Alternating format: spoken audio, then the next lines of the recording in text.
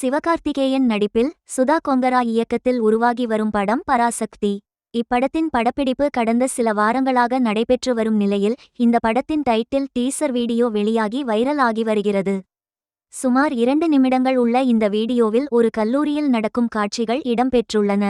கல்லூரி மாணவரான அதர்வா ஆயுதங்களுடன் எடுத்து ஆவேசமாக சண்டை போடும் காட்சியும், இதனை அடுத்து வில்லனாக நடிக்கும் ரவி மோகன் துப்பாக்கியை எடுத்து சுடுவது போன்ற காட்சியும், நாயகி ஸ்ரீலீலா காரில் வரும் காட்சி உள்ளன.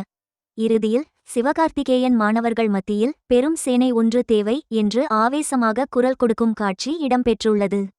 இந்த காட்சிகளை வைத்து பார்க்கும்போது இந்த படம் பெரும் எதிர்பார்ப்பை ஏற்படுத்தி உள்ளது என்பது குறிப்பிடத்தக்கது. சிவகார்த்திகேயன், ரவி மோகன், அதர்வா, ஸ்ரீலீலா உள்ளிட்ட பலர் நடிக்கும் இந்த படத்திற்கு ஜி.வி. பிரகாஷ் இசையமைத்துள்ளார்.